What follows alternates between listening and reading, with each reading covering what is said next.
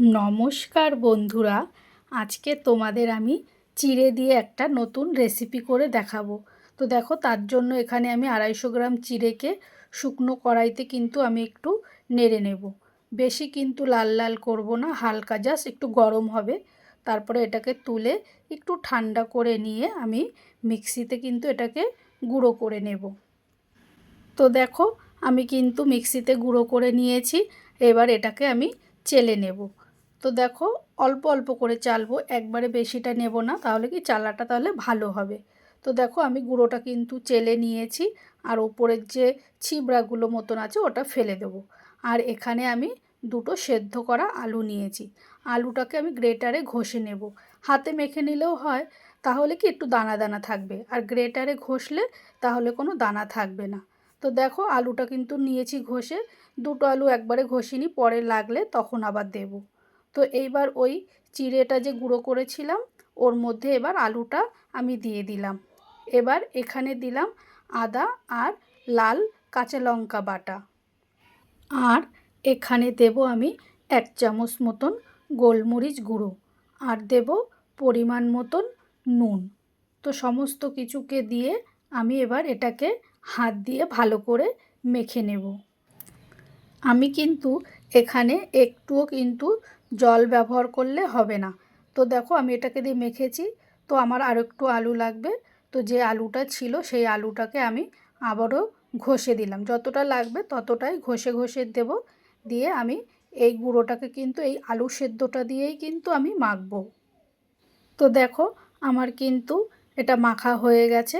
এবার আমি এটাকে উপর থেকে একটু সাদা তেল দিয়ে ভালো করে এই মিশ্রণটার উপরে লাগিয়ে দেব।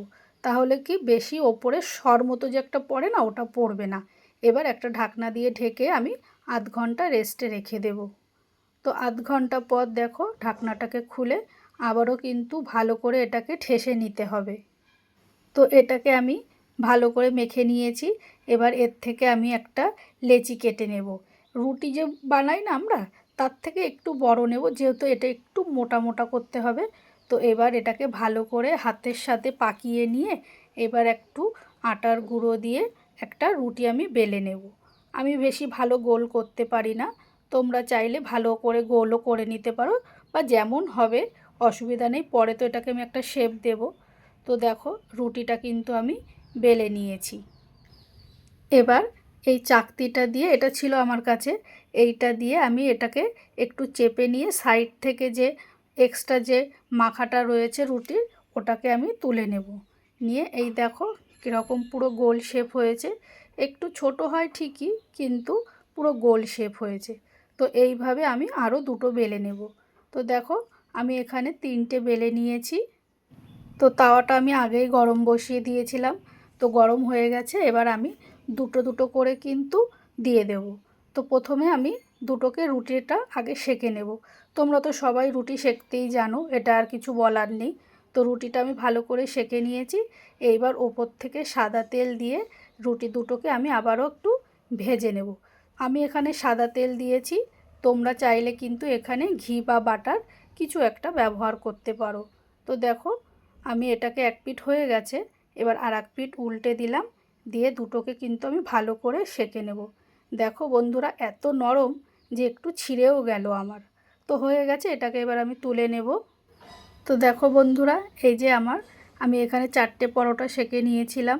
তো দেখো কত সুন্দর হয়েছে। দাঁড়াও, তোমাদেরকে আমি একটা ছিঁড়ে দেখাই। যেই পরোটাটা ছিঁড়ে গেছিলো সেটাকেই দেখাচ্ছি। দেখো কত নরম হয়েছে। তো বন্ধুরা, আমার কিন্তু রেডি হয়ে গেছে আজকে আমার চিড়ের পরোটা। তো তোমাদের রেসিপিটা কেমন লাগলো আমাকে কিন্তু অবশ্যই কমেন্ট করে জানিও। আর যদি ভালো লেগে থাকে অবশ্যই কিন্তু একটা লাইক ও শেয়ার করে দিও। আর আমি দেখো এখানে পরোটার সঙ্গে ডিম কষা বানিয়ে নিয়েছি। তোমরা চাইলে অন্য কিছুও নিতে